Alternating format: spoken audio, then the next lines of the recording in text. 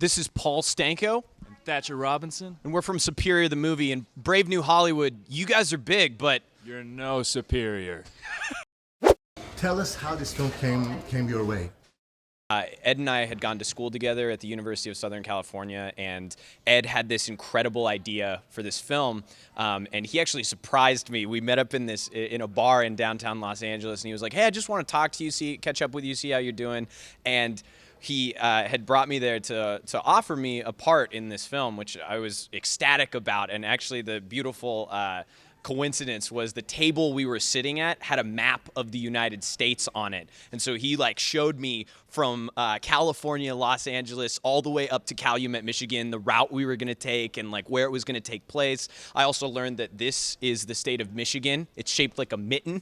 So it's back. Ed's coaching me over there. He's like, it's backwards. It's like this. So we were up here. We were up on the Upper Peninsula, which was really rad. And then Thatcher is someone that I know from USC as well, and he'll tell you how he got on board. Yeah, so Paul basically referred me to the movie, to Ed, to audition for him. And then that's how it kind of came out. I auditioned for Ed, he cast me, and so we got to work together since we had the same acting teacher. We have the same style, so shooting kind of in the rough of it for 30 days, we got along very well and worked together very well.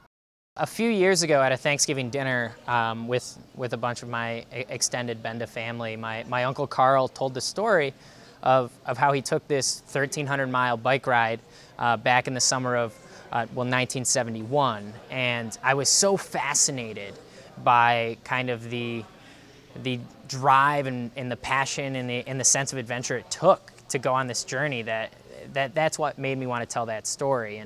And as I was writing it and creating the film, my dad's one of 9 kids, and they grew up in a household kind of full of adventure and inspiration, where going out into the world and kind of creating your own entertainment was essential.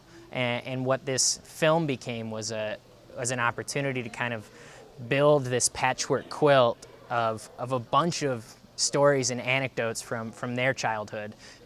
And that's really what it became, is just an adventure movie as kind of a love letter to all of them. The visuals of this film came from a decision early on that we wanted to film on location along the shores of Lake Superior.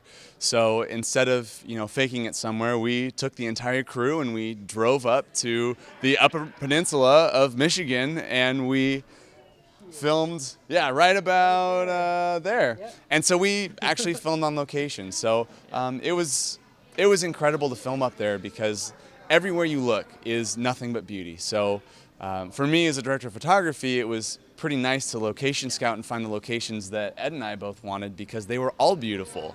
And everything from just the nature to even the man-made structures you would find, the buildings and the barns and the trucks that you would find were all so picturesque and true to the period that we had no problems finding the right places to film, and it made the film look beautiful because we found the right places. So your friendship actually helped on camera to make this authentic looking. I believe so. Yeah, just a comfort with each other, that we were both willing to. Okay, we too love comfortable. each other. Too comfortable. This is the reality of Superior. And speaking of comfort, you guys spent a lot of hours on that bike. Yeah. Jock hitch. Oh yes, yeah. Real hard on the inner thighs.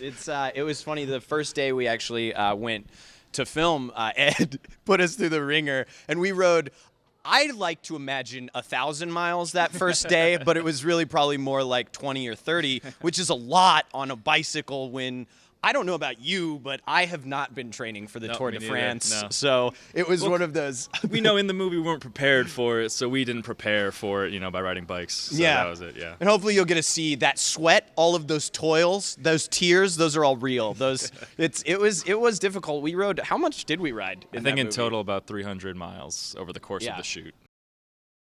The bikes you see here and the bikes that you see in the movie are the actual bikes that they took the ride with in 1971. So that really speaks to their kind of collective nature. Maybe a little bit of hoarding, but it was. I asked my Uncle Carl, we'd love. Where could we find a bike like that? And he just said, "Oh, it's in my garage. You want to use it?" And if I can hop in here, one unique thing about that region of the world is a lot of the people are collectors. So they'll have entire barns full of bikes and clothes and canoes and typewriters from the 1930s. You know, I think there was one shirt in particular that, you know, we were looking for kind of a specific look, and we were walking through one of our sets and there was this shirt just hanging on the wall, and we said, hey, how about this shirt? This looks good. And so we just picked it right up off the wall, and it fit right into our movie. And you guys did your own stunts, from what I hear. Yes. Yeah, how many rules were broken there? What happened? We didn't break any rules. Let me make that very clear. It was a completely safe shoot. But no, we did have a lot of fun. And one of the cool things about this film was Thatcher and I got to be very hands-on. Any shot you see us in, that's actually us. So whether there's a great hang glider scene, there's a lot of scenes that take place in a truck, on the bikes, in the woods, all of that stuff it's actually us. Good work on the mic handling. Exactly. So I know where to look. Oh.